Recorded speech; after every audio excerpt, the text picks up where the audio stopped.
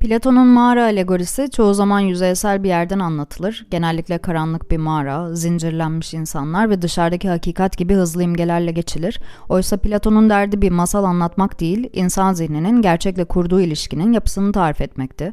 Bu yüzden mağara sadece bir mekan değil, insanın dünyayı nasıl algıladığını, bilgiyi nasıl edindiğini ve neden çoğu zaman yanıldığını gösteren felsefi bir model. Bugünkü okumada Platon'un mağara alegorisini günümüz üzerinden ele almak üzerine olacak.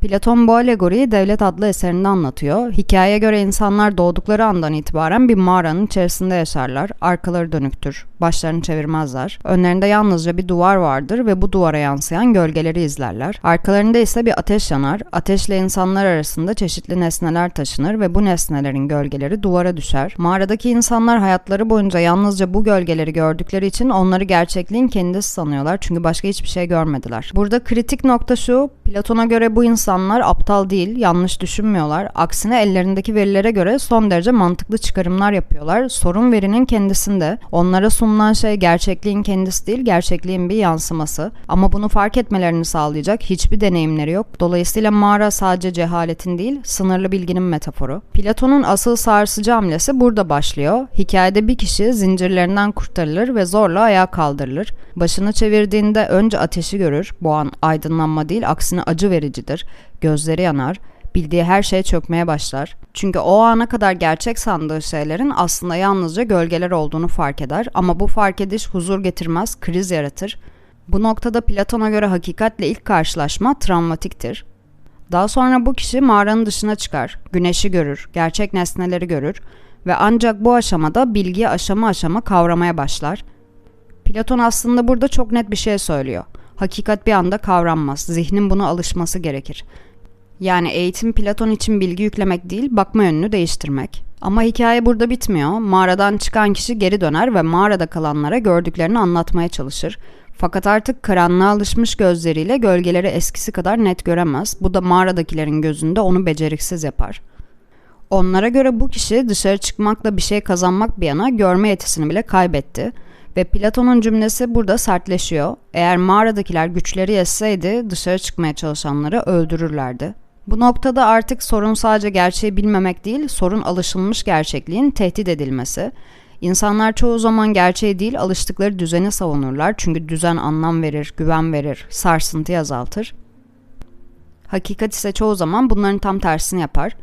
Platon'un mağarası bilgili olan, cahil olan gibi basit bir ayrım kurmuyor. Aksine çok daha rahatsız edici bir şey söyler. Hepimiz hayatımızın belirli anlarında bir mağaranın içindeyiz. Ve çoğu zaman mesele dışarıda bir hakikat olup olmaması değil, bizim dışarı bakmaya ne kadar tahammül edebildiğimiz. Bu mağara alegorisini de asıl güçlü kılan şey onun yalnızca bireysel bir bilgi hikayesi olmaması. Bu anlatı baştan sona politik ve toplumsal bir metin. Platon bu alegoriyi devlette, yani ideal toplumun nasıl kurulacağına dair bir tartışmanın tam ortasında anlatır. Çünkü ona göre yanlış bilgi yalnızca bireyi değil, toplumun tamamını biçimlendirir. Burada mağara bireysel bir zihin durumundan çok kolektif bir bilinç hali. Mağarada yaşayan insanlar yalnız değil, hepsi birlikte aynı duvara bakıyor, aynı gölgeleri izliyor, aynı şeyi adlandırıyorlar. Bu yüzden gölgeler sadece gerçek sanılan şeyler değil, aynı zamanda ortak bir dilin, ortak bir dünyanın temeli. Platon'un burada işaret ettiği şey çok kritik. Gerçeklik çoğu zaman tek tek bireylerin yanılgısından değil, topluca paylaşılan bir kabullenişten doğar. Herkes aynı şeyi gördüğünde artık onun gerçek olup olmadığı sorgulanmaz. Bu noktada mağara güvenli bir yer haline gelir. Çünkü mağarada her şey tanıdıktır. Ne göreceğini bilirsin, ne düşüneceğini bilirsin. Hangi fikrin kabul göreceğini, hangisinin tuhaf sayılacağını önceden kestirebilirsin. Bu yüzden Platon'a göre insanlar zincirlerini kırmak istemiyorlar. Çünkü zincirler sadece hareketi değil, belirsizliği de engeller. Belirsizlik ise insan zihninin en zor tahammül ettiği şey. Platon'un felsefesinde eğitimi konumlandırırken modern anlamda bir eğitimden söz etmiyorum. Platon için eğitim bilgi aktarmak değil, bir insana yeni şeyler öğretmekten çok onun perspektifini zorla değiştirmek. Bu yüzden mağaradan çıkarılan kişi isteğiyle değil, zorla çıkarılır. Çünkü Platon çok net, insan kendi rızasıyla alıştığı dünyayı terk etmez. Bu zorlayıcılık meselesi bugün kulağa rahatsız edici gelebilir çünkü biz eğitimi hep yumuşak, teşvik edici, bireysel tercihleri önceleyen bir şey olarak düşünürüz. Oysa Platon hakikatin insanı çoğu zaman isteği dışında dönüştürdüğünü söyler. Gerçekle karşılaşmak her zaman bir kazanım değil, aynı zamanda bir kayıptır. Eski kesinliklerin, eski güvenlerin, eski anlamların kaybı. Mağaradan çıkan kişinin geri dönüp öldürülme ihtimali bu yüzden alegorinin en karanlık ama en gerçekçi kısmı.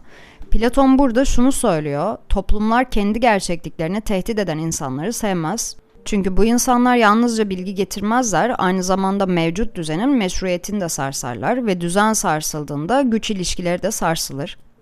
Bu yüzden Platon'un mağarası aynı zamanda bir iktidar alegorisi. Gölgeleri kim üretiyor sorusu burada hayati hale geliyor. Ateşin önünden nesneleri taşıyanlar kim? Platon bu noktada açık isimler vermez ama şunu ima eder. Gerçekliği şekillendirenler yalnızca bilenler değil, gösterme gücüne sahip olanlardır. Ne görünür ne görünmez olacaksa bu karar hiçbir zaman masum değildir. Buraya kadar hala eski bir felsefe metni gibi duruyor olabilir ama bu yapı tarih boyunca tekrar tekrar karşımıza çıkıyor.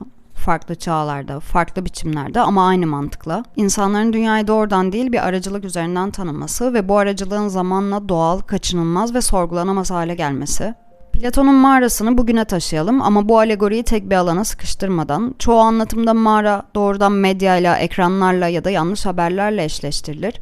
Oysa Platon'un derdi belirli bir araç değil, gerçekliğin nasıl kurulduğu. Araçlar değişebilir ama yapı aynı kalıyor. Bu yüzden mağarayı sadece sosyal medya üzerinden okumak meseleyi hem daraltıyor hem de rahatlatıcı bir yere çekiyor. Çünkü o zaman sorun dışarıda bir şey oluyor. Oysa Platon'un anlattığı mağara çoğu zaman gündelik hayatın tam ortasında. Mağara her şeyden önce bir normalleştirme mekanı, ne düşünmenin makul sayıldığı, neyin aşırı uç, abartılı ya da gereksiz bulunduğu mağaranın içinden belirleniyor. Platon'un gölgeleri sadece nesnelerin yansımaları değil, aynı zamanda fikirlerin, değerlerin ve davranışların da yansımaları. İnsanlar yalnızca dünyayı değil, kendilerini de bu gölgeler aracılığıyla tanımlıyor. Kim olduklarını, nasıl yaşamaları gerektiğini, neye üzülüp neye sevinmeleri gerektiğini bu ortak görüntülerden öğrenirler. Bu yüzden mağara baskıcı bir rejim gibi çalışmak zorunda değil. Aksine çoğu zaman son derece yumuşak, hatta konforlu bir yapıya sahip. İnsanlara sürekli şunu fısıldıyor. Sen normalsin, senin düşündüğün gibi düşünen çok kişi var. İnsan da yalnız kalmaktan çok daha fazla anlamsız kalmaktan korkuyor. Mağara anlamı hazır verdiği için çekici, düşünmek zorunda kalmıyorsun çünkü neyin ne anlama geldiği zaten belirlenmiştir. Zamansal olarak baktığımızda mağarada yaşayanlar geçmişi de geleceği de gölgeler üzerinden kurar. Ne olmuştu, ne olmalı, ne doğru bir hayat sayılır, bütün bunlar önceden çizilmiş bir çerçeve içinde dolaşır. Platon'un insanları bu noktada zamanın içinden geçmez, zaman onların üzerinden geçer. Bu yüzden mağarada kalmak yalnızca yanlış bir bilgiyle yaşamak değil, başkasının çizdiği bir zaman çizelgesine uymak. Mağaradan çıkmak ise bu çizelgenin bozulması demek. Dışarı çıkan kişi artık olması gereken ile olan arasındaki farkı görmeye başlar. Ve bu fark insana huzur vermez, aksine sürekli bir uyumsuzluk duygusu yaratır. Çünkü mağarada kalanlarla aynı dili konuşsam bile artık kelimeler aynı anlamı taşımıyordur. Platon'un en ince tespitlerinden biri hakikati gören kişinin geri döndüğünde anlaşılmaz hale gelmesi. Çünkü sorun kelime eksikliği değil, anlam kayması. Bu noktada mağara bir iletişim krizi olarak da okunabilir. Mağarada kalanlar dışarı çıkanın söylediklerini yanlış bulmuyorlar yalnızca. Onu anlamsız da buluyorlar. Çünkü anlamsızlık düzen için yanlıştan daha tehlikeli. Yanlış fikirle tartışabilirsin ama anlamsız görünen bir şey tartışma dışı bırakılır. Bu yüzden Platon'un mağarasında dışarı çıkan kişi düşman ilan edilmeden önce genellikle ciddiye alınmaz, alaya alınır, küçümsenir, fazla düşünmüş denir. Burada artık mağaranın bugünkü en güçlü haline gelelim. Mağara insanları susturmuyor, onları önemsizleştiriyor. Radikal bir baskı uygulamıyor belki, sorgulamayı çocukça, naif ya da gereksiz gösteriyor. Böylece insanlar kendilerini susturuyorlar çünkü mağarada kalmanın bedeli düşük ama dışarı çıkmanın bedeli yüksek, yalnızlık, uyumsuzluk, dışlanma gibi. Platon'un anlatısında mağaradan çıkan kişinin neden geri döndüğü sorusu da bu yüzden önemli. O kişi neden tekrar karanlığa iner?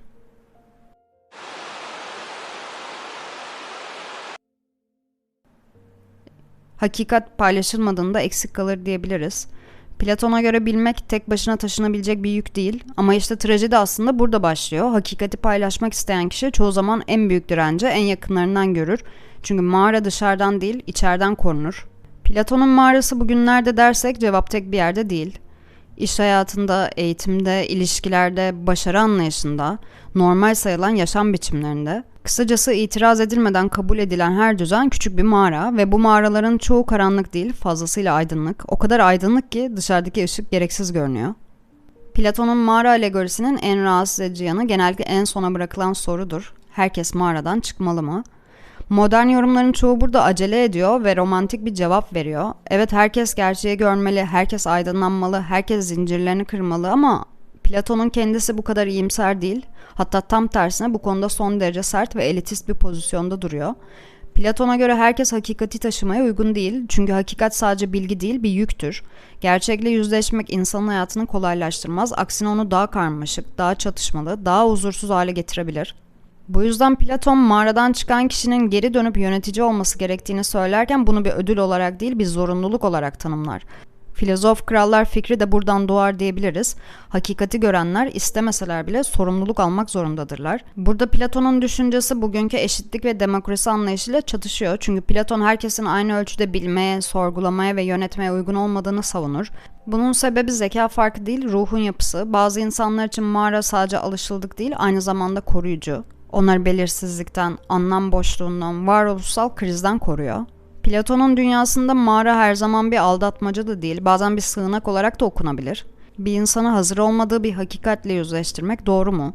Zincirleri kırmak her zaman bir özgürleşme midir yoksa bazen yıkım mıdır? Platon bu sorulara net cevap vermiyor ama şunu ima eder: hakikat herkese aynı anda ve aynı biçimde sunulamaz. Çünkü bilgi sadece içerik değil, taşıyıcı ister.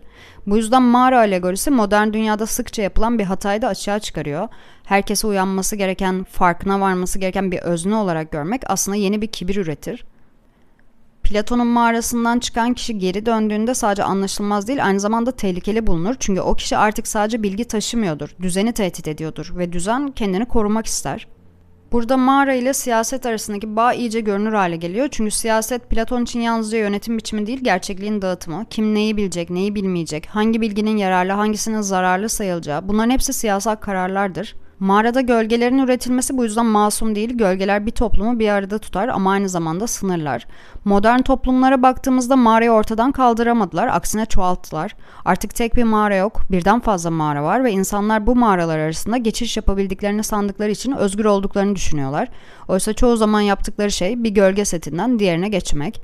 Gerçekliğin kendisine değil, farklı yorumlarına. Bu durum mağaranın modern formunu daha da güçlü kılıyor. Çünkü artık dışarı çıkmak daha zor hale geliyor. Hangisi dışarısa, hangisi ışık, hangisi hakikat? Her şeyin tartışmalı olduğu bir dünyada belirsizlik katlanıyor haliyle ve insan zihni belirsizlik arttıkça tanıdık gölgelere sıkı sıkıya sarılıyor. Burada artık Platon'un mağarası bir zorunluluk değil, sadece bilinçli bir tercih. Mağarada sadece cehalet alanı değil, konfor alanı.